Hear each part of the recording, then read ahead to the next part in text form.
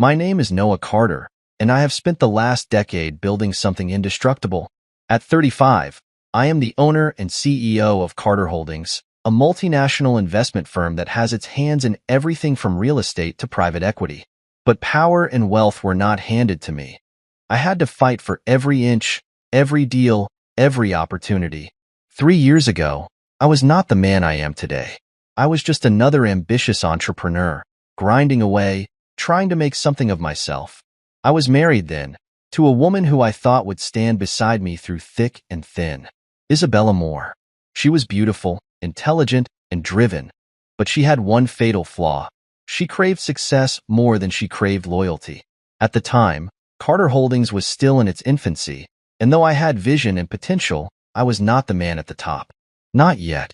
Isabella, however, had no patience for a man in the process of building an empire. She wanted a man who already had one. That's when Liam Preston entered the picture. A hedge fund manager with a slick tongue and an obscene amount of money, he represented everything Isabella wanted: fast wealth, flashy luxury, and immediate power. And just like that, she walked away. I can still remember the night she left. She sat across from me at our dining table, her fingers tracing the rim of her wine glass as she carefully chose her words. "Noah, I don't think this is working anymore." Her voice was calm, almost rehearsed. I looked at her then, really looked at her, and saw it in her eyes. She had already made up her mind. She had already moved on. I asked her the question that had been gnawing at me for weeks. Is there someone else? She hesitated for a fraction of a second. That was all the answer I needed. "I just want a different life," she said instead, evading the question. "I want stability. I want to be with someone who can give me the life I deserve." The life she deserved. At that moment, I realized I had been nothing more than a stepping stone to her. She saw my ambition, my drive. But she wasn't willing to wait for the moment when it all paid off. She wanted a shortcut, and she found it in Liam Preston. She left me that night, packed her bags, and disappeared into a world of private jets, luxury vacations, and the kind of superficial glamour she had always craved. For 3 years, I let her go. I focused on my work, channeled every ounce of my energy into Carter Holdings. While she was attending exclusive galas and posting about her extravagant life, I was working, planning, building. And now, 3 years later, the tables have turned in a way she never could have predicted. I sit in a sleek, glass-walled conference room, surrounded by top executives and legal teams, staring at the names printed on the contract before me. Preston Holdings. A $20 billion investment deal, one of the biggest of the decade. A deal that will determine the future of their company. And they have no idea that I am the one holding the final decision. Liam and Isabella are on the other side of this deal, convinced they are about to secure an investment that will elevate their company to new heights. I can already imagine the arrogance in Liam's tone, the confidence in Isabella's stride. They think they are untouchable. They don't know that Carter Holdings isn't just another investor at the table. It's my company. And I have been waiting for this moment for a very, very long time. I sat in the shadows of the lavish bar inside the high-rise hotel, watching as Liam Preston and Isabella Moore reveled in their own arrogance. They had no idea I was there, no idea I was even in the same city, let alone at the same table of negotiations they thought they had in the bag. Liam had always been the type to flaunt wealth he hadn't actually earned. Unlike me, who built my company from nothing but hard work and calculated risk, he had inherited his initial capital through family connections, leveraged it recklessly, and rode the market like a spoiled gambler who never imagined he could lose. His kind always believed they were untouchable, until they weren't. I watched as he swirled his whiskey, leaning back in his chair, speaking just loud enough for everyone around to hear. It was always a performance with him. "This deal is going to define the next decade," Liam said, his voice dripping with self-importance. "If Carter Holdings wants in, they'd better be ready to prove they deserve a seat at the table." I nearly laughed at that. The audacity. If only he knew. Isabella was next to him, dressed in a sleek designer dress, looking every bit the polished, high-society woman she had always dreamed of becoming. But I could see it, even from my seat in the distance. The slight tightness around her eyes, the way she leaned in just a little too much when Liam spoke. as if she needed reassurance that she was still on the winning side. 3 years ago, she had walked away from me without hesitation. No doubt, she had expected never to look back, certain that I would fade into obscurity while she ascended to the world she believed she belonged in. And yet, here we were. What neither of them knew was that I owned the very company they were seeking investment from, that every executive they had met so far worked for me, that the people they had spoken down to, dismissed as small players in this negotiation, were taking their cues from me. I had deliberately stayed in the background, watching them operate, letting them show me exactly who they were. And they had not disappointed. Carter Holdings isn't as powerful as people say, Liam continued, chuckling as he took another sip of his drink. They've been expanding, sure, but this deal is their golden ticket. Without us, they won't get a foot into this industry. I exchanged a glance with my CFO, Lucas, who sat at the bar beside me, nursing a glass of bourbon. He smirked. These guys really have no clue, he muttered under his breath. No, they don't, I said, tapping my fingers against the glass in front of me. Liam and Isabella continued talking, oblivious to the truth. They saw Carter Holdings as just another investment firm eager for a piece of their empire. They thought they were in control. Isabella's voice was smooth, confident. This deal will solidify everything we've worked for, she said. Once we get Carter Holdings to sign, we'll be unstoppable. She had always been like this, aligning herself with whoever she believed was winning, attaching herself to power like a vine seeking the strongest tree. Once, she had looked at me the way she now looked at Liam. Once, she had believed in my potential, until she decided potential wasn't enough. It would be almost tragic if it weren't so satisfying. Lucas leaned in. Should we give them a preview of what's coming? Not yet. I took a sip of my drink, savoring the moment. Let them keep believing they're in control. The longer they think they have the upper hand, the harder they'll fall. Liam laughed again, shaking his head. It's actually kind of funny. Carter Holdings probably thinks they have leverage. I guarantee you, they'll take whatever scraps we offer them. I raised an eyebrow. Scraps. Lucas let out a low whistle. This is going to be brutal. Oh, it was. But not in the way Liam thought. I watched as he waved over the bartender, ordering another round of drinks. He was celebrating already, convinced of his own invincibility. And Isabella? She was glowing, her gaze filled with admiration as she clung to the man she had chosen over me. I wonder how she will look when she realizes the truth, when she finds out that the man she left in the dust now held the fate of her entire world in his hands. They thought this deal would make or break Carter Holdings. What they didn't realize was that it would actually break them. Liam leaned back, lifting his glass in a mock toast. To the future, he said, smirking. I smiled to myself, lifting my own glass from my spot at the bar. To the future, I murmured, because in less than 24 hours, their future would belong to me. The boardroom was a glass-walled masterpiece, towering above the city skyline. The conference table stretched long, polished to perfection, surrounded by high-backed leather chairs that screamed power and wealth. Everything about this room was designed to impress, to intimidate, to set the stage for the kind of high-stakes decisions that shaped entire industries. Today, it would be the backdrop for something far more entertaining. I walked in without fanfare, dressed in a crisp, dark suit. My tie knotted with precision. My presence was unassuming, just another executive taking a seat at the far end of the table, away from the immediate conversation.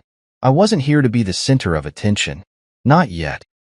My senior executives were already seated, reviewing documents and preparing for the investment proposal.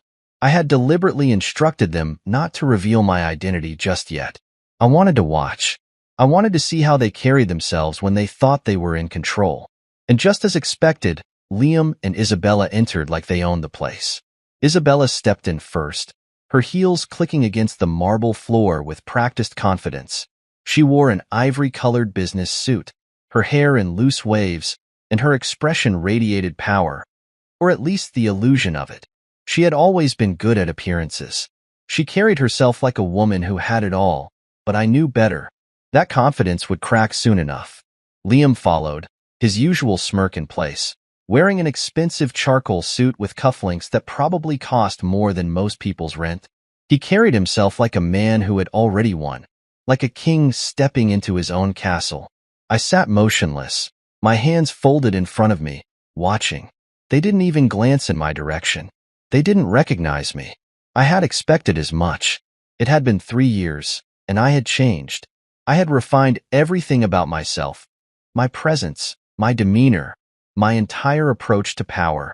I wasn't the struggling entrepreneur Isabella had walked away from. I wasn't the man trying to prove his worth. I was the worth. "Let's get started, gentlemen," Liam said smoothly as he took his seat, exuding confidence. He leaned back, adjusting his watch, another expensive accessory that symbolized his wealth. "I assume Carter Holdings has already reviewed the investment proposal. We're here to finalize the terms." I remained silent, letting my CFO, Lucas, lead the conversation.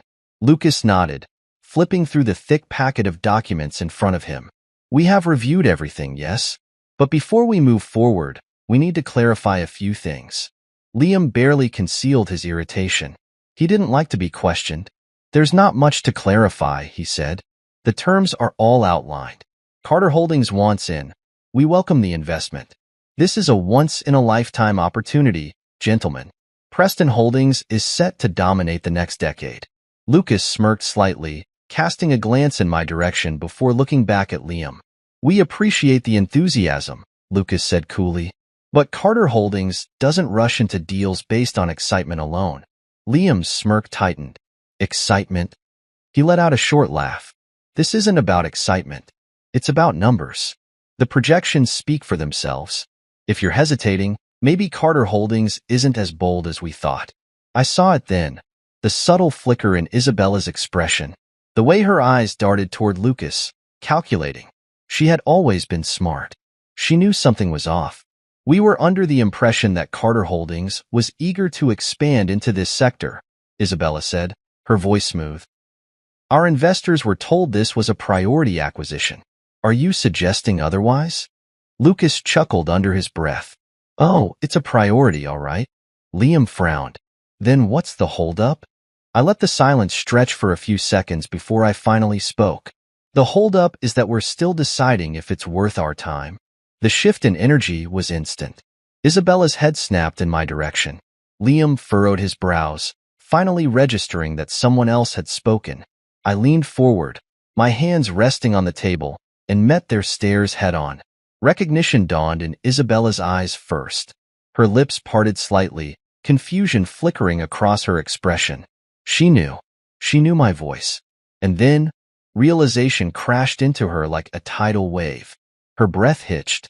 "Noah," she whispered, disbelief coating her voice. Liam blinked, his confidence wavering for the first time. "Wait," his eyes scanned my face, as if trying to reconcile the memory of the man he had once dismissed with the one sitting before him now. I smiled, slow and deliberate. "It's been a while." Isabella looked as if she had seen a ghost. Liam, however, recovered quickly, forcing out a chuckle. "Well, this is unexpected." He tried to mask his unease with casual arrogance, but I could see the tension in his jaw. "I had no idea you were involved with Carter Holdings." "You wouldn't," I said simply. He let out another forced laugh, leaning back in his chair. "So, what are you, a junior partner here?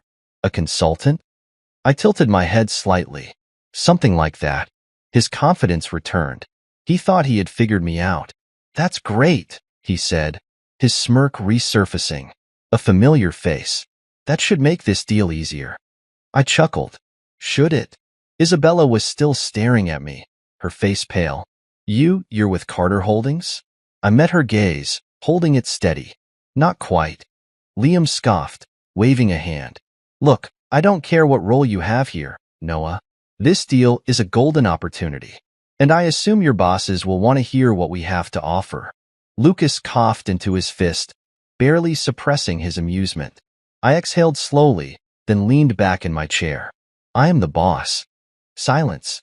A thick, suffocating silence filled the room, pressing down on them like an unbearable weight. Isabella's face drained of all color. Liam's smirk vanished. His lips parted slightly, but no words came out. I watched the realization settle over them, the moment when the truth hit like a wrecking ball.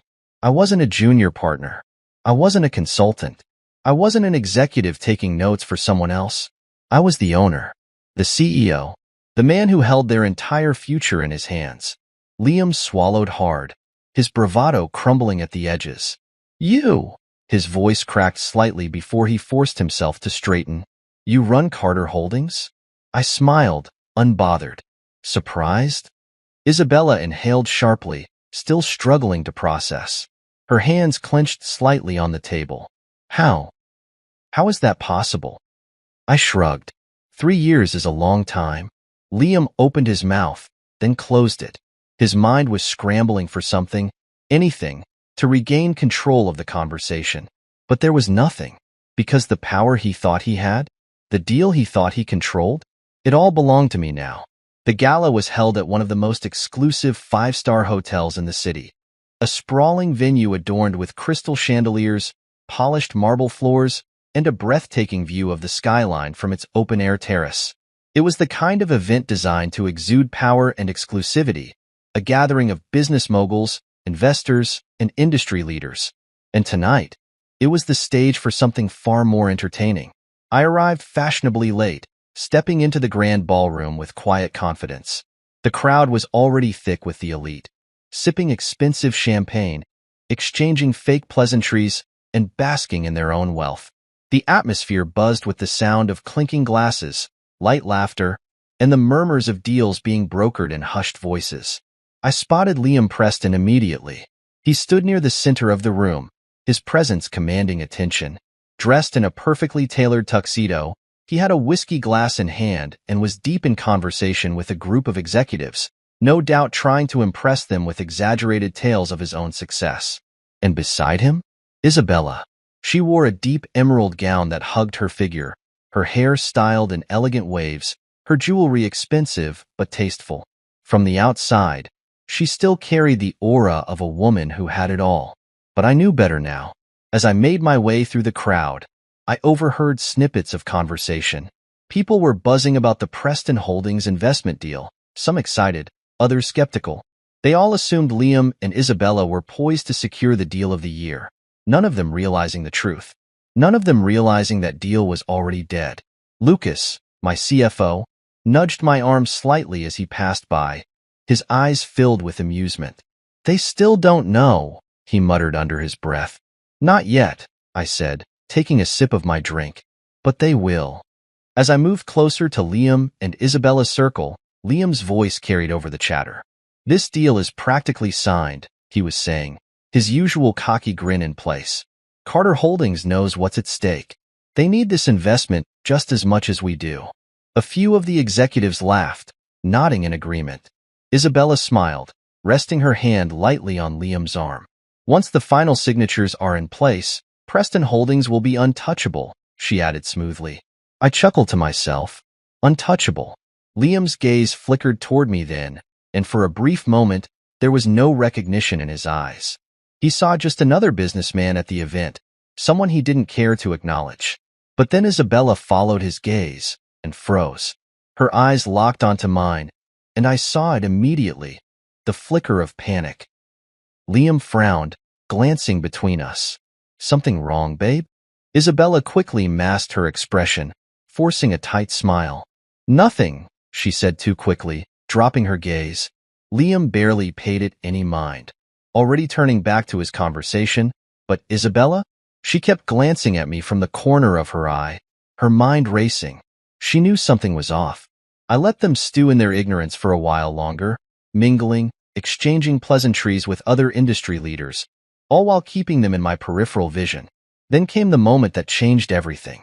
Liam, emboldened by alcohol and his own arrogance, noticed me standing nearby and smirked. Well, if it isn't the guy lurking in the shadows. The surrounding group chuckled. I merely raised an eyebrow, unimpressed. He lifted his glass in mock toast. Enjoying the party, mister? I smiled. Carter. The laughter died. Liam's smirk wavered, confusion flickering across his face. What? The realization dawned on Isabella first, and I saw it in her expression. the horror of putting the pieces together too late. Noah Carter, I said smoothly, letting my name settle over them like a thundercloud. CEO of Carter Holdings. The blood drained from Liam's face. His voice cracked, disbelief written all over him. The murmurs around us grew louder as people caught on to what was happening. I could see the whispers traveling through the crowd, heads turning, confusion giving way to amusement as the truth spread like wildfire. Liam swallowed, trying to recover. Well, that's quite the surprise. He forced a chuckle. Didn't expect to see you in this position.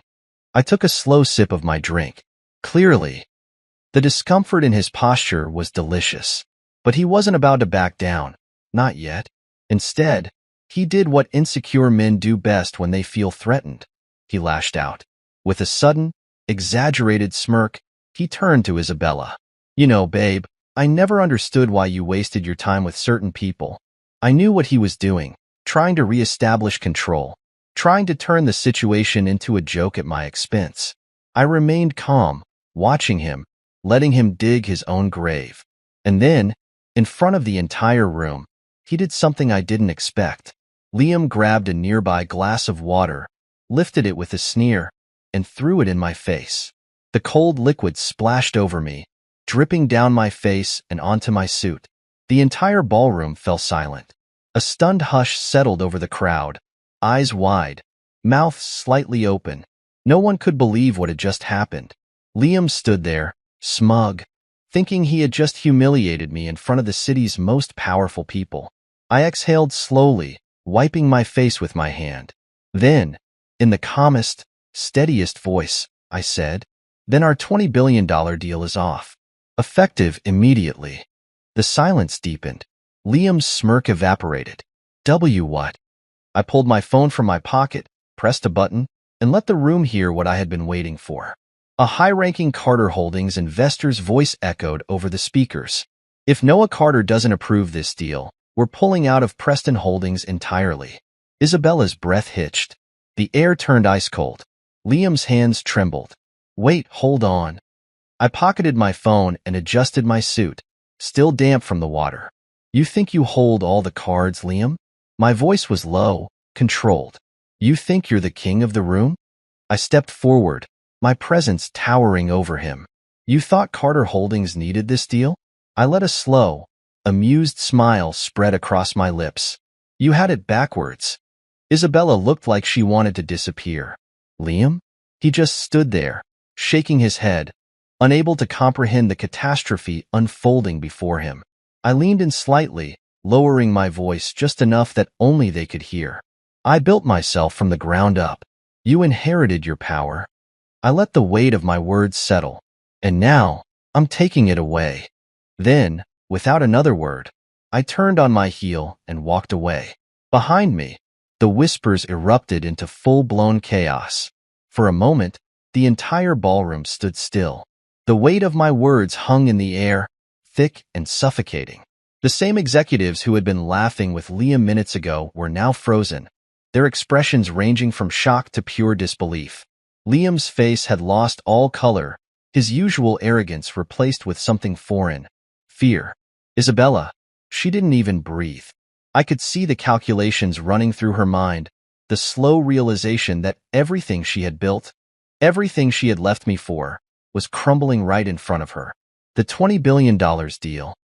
The deal that was supposed to solidify Preston Holdings as an untouchable empire was gone. And worse, everyone in the room had just witnessed it. I turned, walking away from them with slow, deliberate steps, the murmur of hushed whispers already rising behind me. I could hear people piecing it together, the questions flying between them. Noah Carter? As in Carter Holdings? He was married to Isabella, wasn't he? Wait, does that mean, was he the one in charge all along? Lucas caught up with me near the bar, his lips twitching with amusement. That was brutal, he murmured under his breath. I took a slow sip of my drink. Not brutal enough. Lucas let out a short laugh, shaking his head. You do realize he's about to come undone in front of the entire city, right? I glanced back toward Liam, who still hadn't moved, his whiskey glass trembling in his grip. Isabella had turned toward him, whispering something urgent in his ear, but he wasn't listening. He was too busy watching his world fall apart. Good, I said simply. The power in the room had shifted. People were no longer looking at Liam. They were looking at me. And Liam? He could feel it. He could feel the eyes on him. Feel the way people were already starting to distance themselves, sensing the collapse before it even happened. The panic in his expression was unmistakable. I turned back to my drink, content to let the consequences unfold. But then, he snapped. You think this is over? Liam's voice rang out across the ballroom, raw and desperate. The whispers died. Slowly, I turned to face him, raising an eyebrow. Liam shoved his drink onto the table, the glass tipping over, spilling golden liquid across the expensive linens. His hands curled into fists at his sides as he glared at me, shaking with rage. You think you can walk in here and humiliate me? He spat. You think you can just take away my deal? I tilted my head. I don't think, Liam. I know. His nostrils flared. His entire body trembled with barely contained fury. Isabella, realizing how bad this was getting, grabbed his arm. Liam, stop, she whispered urgently. This isn't the place. But Liam wasn't listening. He ripped his arm from her grasp and took a step forward, jabbing a finger in my direction. You were nothing when she left you, he hissed. Nothing. And now you think you're better than me? I let the insult roll off me, unimpressed. No, Liam. I met his furious gaze head-on, unshaken, unmoved. I don't think I'm better than you. I stepped closer, lowering my voice just enough for the words to cut deeper. I know I am. The room erupted. There were gasps, murmurs. The tension in the air was thick, electric. Liam lost it.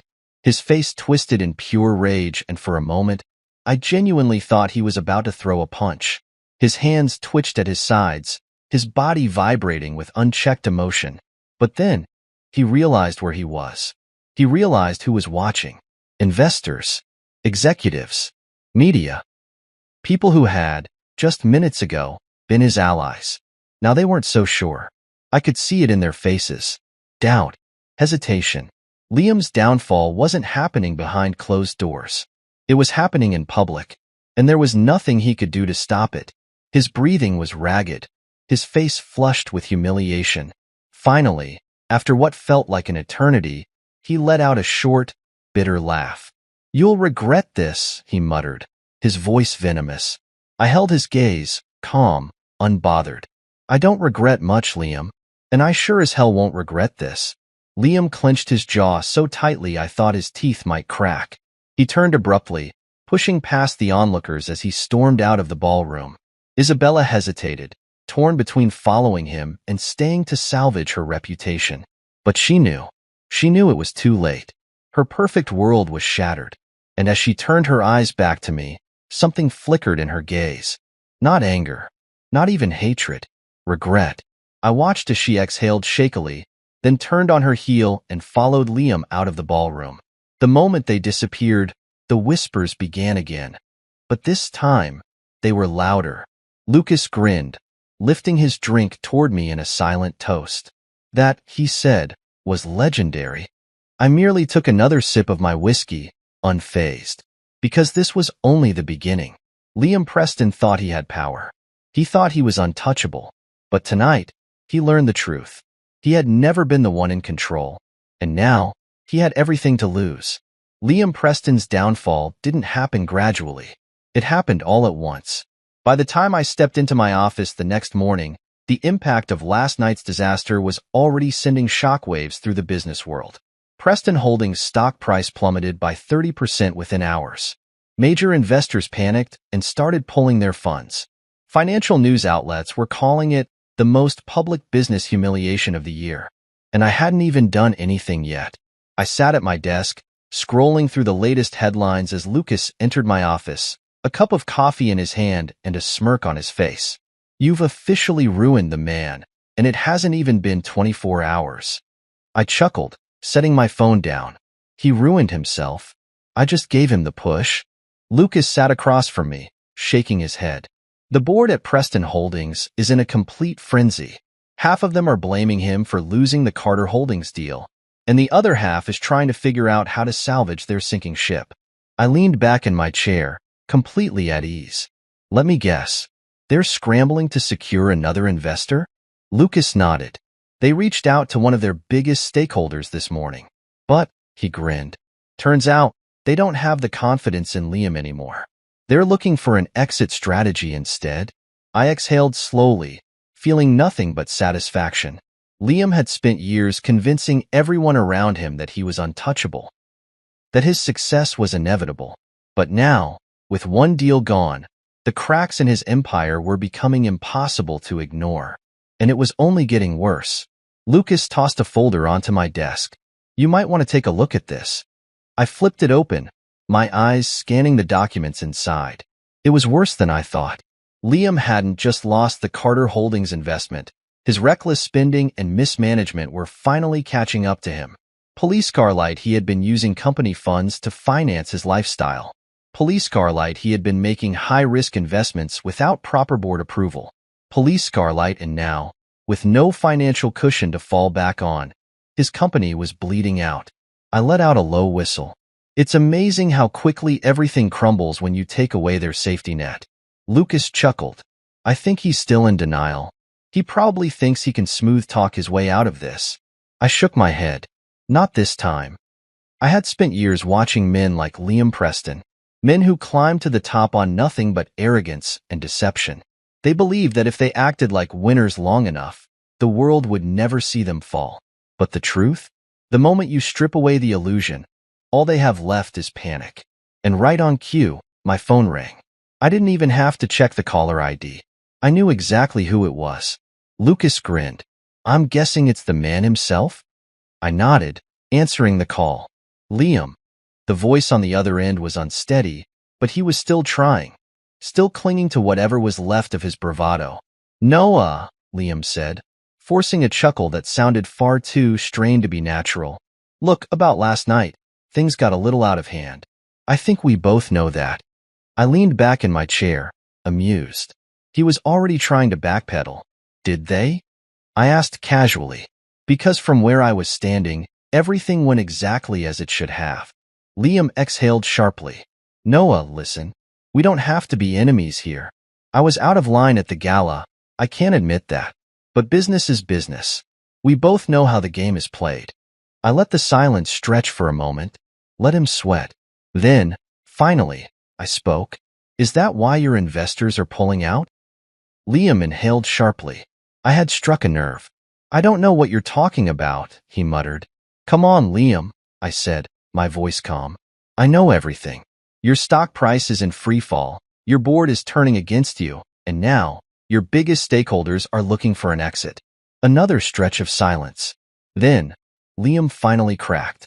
You think you're so damn smart, don't you? He hissed. I smiled. No, Liam. I know I am. His breathing was ragged on the other end. He was furious, desperate. You want to know what your problem is, Noah? Liam spat.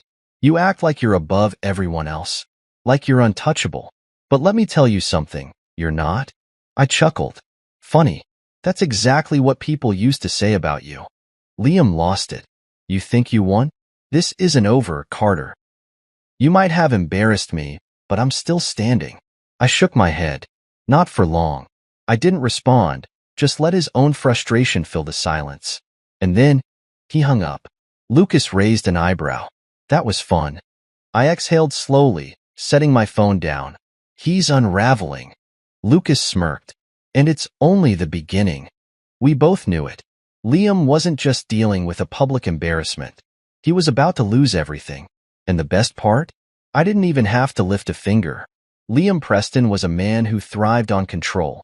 He built his entire image around the illusion of power, walking into rooms as if he owned them, speaking as if his words dictated the economy, and treating people as if they were beneath him. But today, for the first time, Liam Preston was powerless. By the time the sun set, Preston Holdings was in free fall. Their stock had dropped another 15% by mid-afternoon. Major investors had called an emergency board meeting. Whispers of financial fraud had reached the SEC, triggering an early-stage investigation. And Liam? He was drowning. I sat in my office, watching it unfold from a distance, listening as my team gave me the latest updates. Lucas, ever the bearer of amusing news, leaned against my desk with his tablet in hand, smirking. "The board is voting tonight," he said, shaking his head. "They're going to push him out." I leaned back in my chair, completely relaxed. Took them long enough. Lucas let out a short laugh. "They're ruthless when they smell blood. And Liam? He's bleeding out fast." I wasn't surprised. The moment confidence in a leader faltered, the Sharks always circled. And Liam had made too many enemies along the way. Still, I knew men like him. He wouldn't go down without a fight. He would cling to whatever scraps of power he had left, refuse to accept the reality staring him in the face. And that's exactly what happened. At precisely 7:42 p.m., Liam walked into the emergency board meeting. His shoulders were squared, his posture stiff, but his eyes were frantic. He was a man who had never been in this position before. The room was filled with his own board members, men and women he had once commanded with ease. But tonight, they weren't looking at him as their leader. They were looking at him as a liability. "Let's get straight to the point," one of the senior board members said, steepling his fingers. "Liam, we've reviewed the situation, and there's no denying the damage." Liam forced a smile, but it was weak. "Look, I understand there's concern, but this is just a temporary setback. Carter Holdings was never the only option for investment. We can pivot." Silence. No one agreed. Another board member, an older woman with sharp eyes, cleared her throat. "We have reason to believe that your handling of company funds has been questionable." Liam's jaw clenched. "That's ridiculous. Every decision I've made has been in the best interest of this company." The senior board member sighed. "Liam, the SEC has already started preliminary inquiries into our financial records. If there's even a hint of fraud, we'll all be held responsible." Liam's hands tightened into fists. "You're throwing me under the bus? After everything I've done for this company?" "This company," the man said, voice cool, "is bigger than you." And just like that, the reality hit him. Liam was no longer the king. He was expendable. The final blow came from his most trusted ally, his own CFO, Mark Bennett. Mark had been Liam's right-hand man for years, the one who covered for him, who helped smooth over his reckless financial choices. But tonight, when Liam turned to him for support, Mark stood with the board. "It's over, Liam," Mark said, his voice even. "The vote is unanimous. The board has decided. You're out?" Liam staggered back. "No," he whispered. "No, you can't do this." "We just did," Mark said. "Your resignation will be announced first thing in the morning." The room fell into silence. Liam was finished. His breath came in shallow gasps, his entire body stiff as he processed the fact that he had lost everything. And then, his phone buzzed. He looked down, his face contorting as he saw the name flashing on the screen. Isabella, his wife, his last remaining ally. Liam picked up the call, voice sharp. "Where the hell are you?" Isabella's voice trembled on the other end. "Liam, we need to talk." "Talk?" He laughed bitterly, running a hand through his disheveled hair. "I just got betrayed by my own board, and you want to talk?" There was a long pause. Then, softly, "Liam, I'm leaving." His world stopped. "What?" His voice was barely a whisper. "I packed my things," Isabella continued, her voice strangely emotionless. "I'm moving out tonight."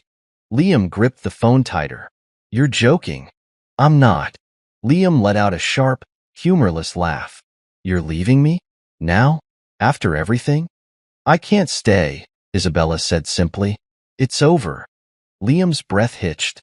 "No," he whispered, shaking his head even though she couldn't see him. "No, you don't get to walk away. Not now."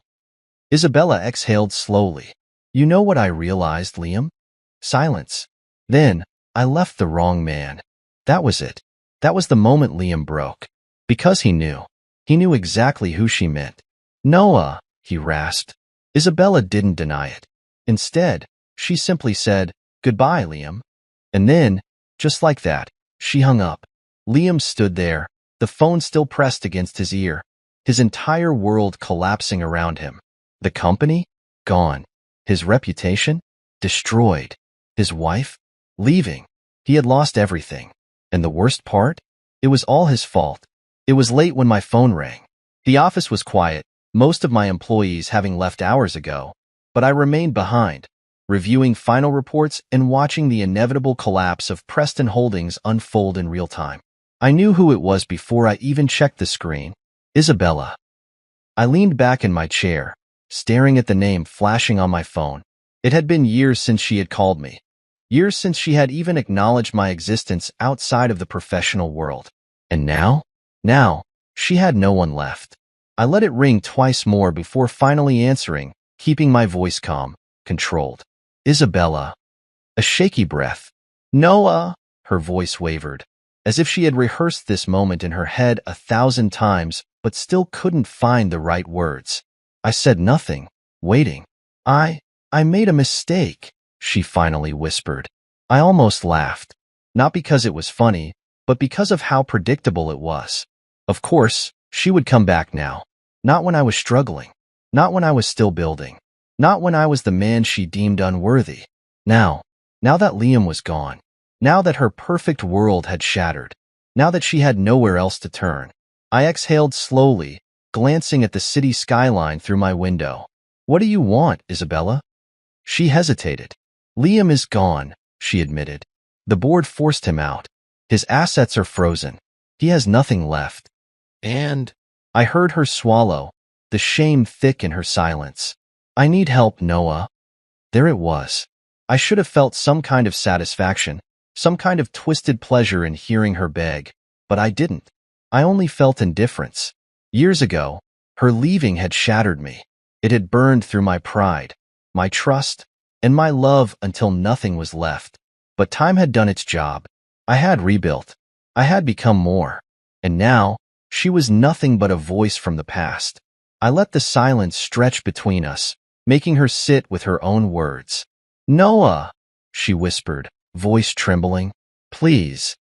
I leaned forward, resting my elbows on my desk. What do you want, Isabella? I don't know what to do. She let out a shaky breath. Liam ruined everything. The house is being taken. Our accounts are frozen. I have nothing left. I smiled to myself.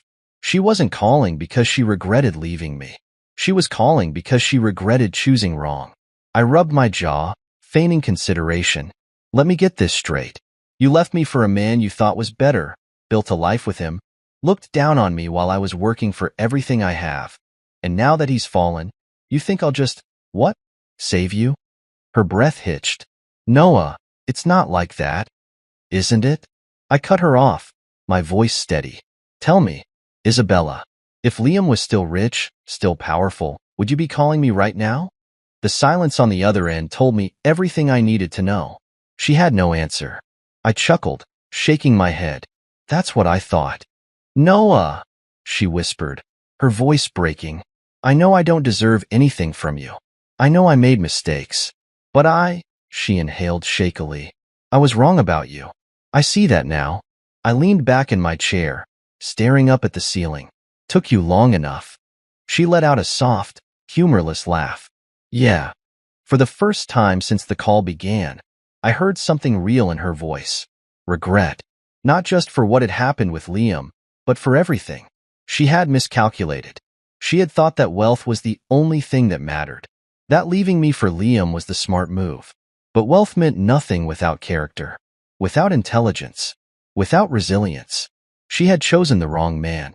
And now, she had to live with that. I exhaled slowly. Isabella, I'm going to be honest with you. I don't hate you. I stopped caring a long time ago. Silence. I continued. You were a part of my past, but that's all you are now. The past. Her breath hitched again. I could picture her standing in some dimly lit apartment or a half-empty hotel room, staring at the walls, realizing that this was it, that there was no going back. Noah, she whispered, I don't know what to do. I closed my eyes, exhaling slowly. Then, in the same calm, even tone, I said the words she never thought she would hear from me. That's not my problem. The silence that followed was deafening. I could hear her breathing, could feel the weight of her realization settling over her like an iron blanket. There was no saving her this time. There was no second chance. She had made her choice years ago, and I had made mine. I hope you figure it out, I added simply. And then I hung up. For a long moment, I just sat there, staring at my phone. Then, slowly, a small, satisfied smile crossed my lips. Because for the first time in years, I felt free. The cafe was small, tucked away on a quiet street just outside the city's financial district. The kind of place that catered to professionals who wanted discretion, where meetings were held over overpriced coffee and whispered conversations. I sat at a table near the window, watching the world outside. The people walking past, the sound of distant traffic, the low hum of chatter from the other patrons. It was a peaceful contrast to the storm that had been brewing for the past few days. Then, the door opened, and she walked in. Isabella. She looked different. The perfectly curated image she had always maintained was gone. No designer clothes, no sparkling jewelry, no expensive perfume filling the air around her. Instead, she wore a simple beige coat over a plain blouse and jeans. She looked ordinary, and for the first time in her life, she probably felt it too. Her eyes scanned the room until they landed on me. For a moment, she just stood there, hesitating, like she was still deciding whether she could go through with this. Then, slowly, she walked over and took the seat across from me. "Hi," she said, her voice barely above a whisper. I took a sip of my coffee. "Isabella." She folded her hands in front of her, fidgeting slightly. I noticed the way she kept glancing at my face, as if searching for something. Recognition, warmth, a remnant of the man she once knew. But there was nothing left for her to find. "I appreciate you meeting me," she said, forcing a small, nervous smile. "I wasn't sure if you would." I leaned back in my chair, studying her. "Why are we here, Isabella?" Her fingers clenched around her coffee cup. I needed to see you." I didn't respond. I let her fill the silence. She sighed, looking down at the table. After the call, I couldn't stop thinking about everything. About us. About how things ended. She looked up again, her eyes searching mine. "I regret it, Noah. Leaving you. Thinking Liam was the better choice." I raised an eyebrow. "The better choice? You didn't just think it. You were certain." She flinched slightly, but nodded. "I know. And I was wrong." I remained quiet. She took a deep breath. I let greed blind me. I thought success was about having the biggest house, the most expensive clothes, the perfect lifestyle. And when I saw you, back then, struggling, trying to build something that wasn't guaranteed, I got scared. She exhaled shakily. "I didn't believe in you the way I should have." I tapped my fingers against the table, watching her. "And now?" Her lips parted slightly. "Now, I see who you really are." I chuckled, shaking my head. "No, Isabella. You see what I've become. There's a difference." She swallowed, her hands tightening around her cup. "Maybe, but I miss you, Noah." I let the words settle between us, unfazed. Then, I leaned forward slightly, my voice calm. "Tell me something, Isabella. If Liam had never lost everything, would you be sitting here right now?" She froze. Her eyes darted away, her body stiffening. I nodded, a slow, knowing smirk crossing my lips. "That's what I thought." She inhaled sharply. "It's not like that." I tilted my head. "Isn't it? Let's be honest here, Isabella. You only miss me because you lost. If Liam's company had continued to thrive, if you were still living in that mansion, still wearing your designer clothes, still sipping champagne at fancy galas, you wouldn't have thought about me once." Her breath caught in her throat. She opened her mouth to argue, but no words came out. I gave her a small, almost pitying smile. "You don't miss me. You miss the fact that I ended up winning. And now, you want to rewrite history. You want to pretend that you would have chosen differently if you had known how things would turn out." I leaned back in my chair. "But that's the thing about choices, Isabella. You don't get to change them just because you don't like the outcome." Tears welled in her eyes. "Noah, please." There was a time when hearing her beg would have meant something, would have hurt. But now? Now, I felt nothing. I exhaled slowly, glancing out the window. The sun was setting, casting long shadows across the street. A fitting end. Then, I turned back to her, my expression unreadable. I don't do second chances. Her breath hitched. She blinked rapidly, her lips parting in disbelief. Noah. She had assumed I would take her back. She had thought that maybe, just maybe, she could say the right things, with the right regret, and I would fall back into her arms. But I wasn't that man anymore. I had been willing to love her once. I had been willing to fight for her.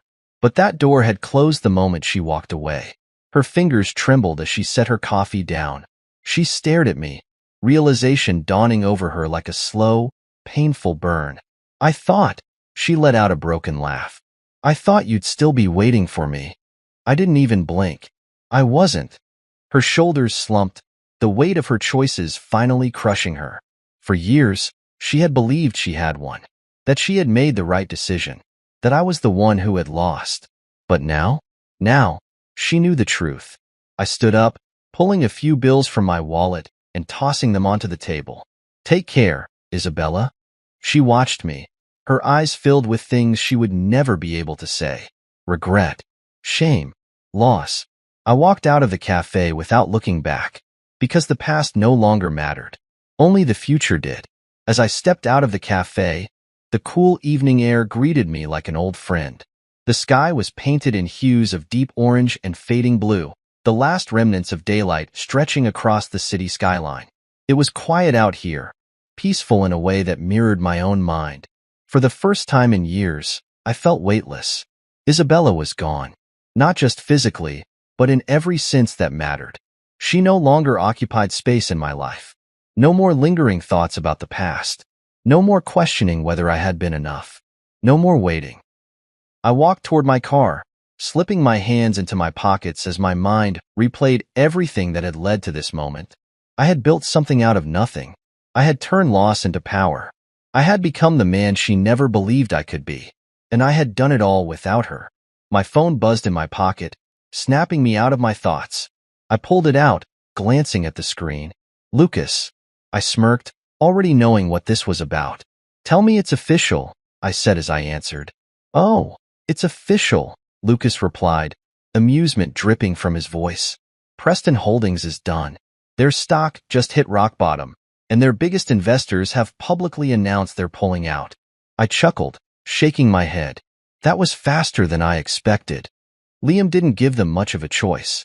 The moment the board kicked him out, the media tore him apart. Turns out, people don't take too kindly to reckless CEOs who lose $20 billion in potential investments. I opened my car door, sliding into the driver's seat as I leaned back. And Isabella? Lucas let out a low whistle. Last I heard, she packed up and disappeared. Guess she figured out pretty quickly that no one wants to be associated with a sinking ship. I wasn't surprised. Isabella had always been a survivalist first and foremost. She clung to power, to wealth, to anything that ensured she was on the winning side. But what happens when there's nowhere left to run? Lucas hesitated before speaking again. She called me, you know. I frowned slightly. What? Yeah, not long after she called you.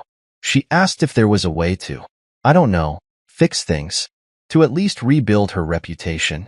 I let out a slow breath, shaking my head. Even now, she was looking for a way out. What did you tell her? I asked, though I already knew the answer. Lucas laughed. I told her she was talking to the wrong person. I smirked. Good. There was a short pause. Then Lucas asked, more serious this time, so, how do you feel? I thought about it. About everything. About the past few years. About the moments that had tested me. About the man I had become because of it. And for the first time, my answer was simple. Free. Lucas chuckled. That's what I figured. I glanced out the windshield, watching as the city lights flickered to life one by one. We should celebrate. Already ahead of you. The team's at the lounge downtown. You in? I smiled. Yeah, I'm in. After hanging up, I sat there for a moment, letting the silence settle over me. This was it. This was the moment where the past finally stopped mattering. I wasn't the man Isabella had left behind anymore. I wasn't the underdog. I wasn't chasing revenge. I had one. And more than that, I had moved on. With a quiet exhale, I started the car and drove toward the future, my future.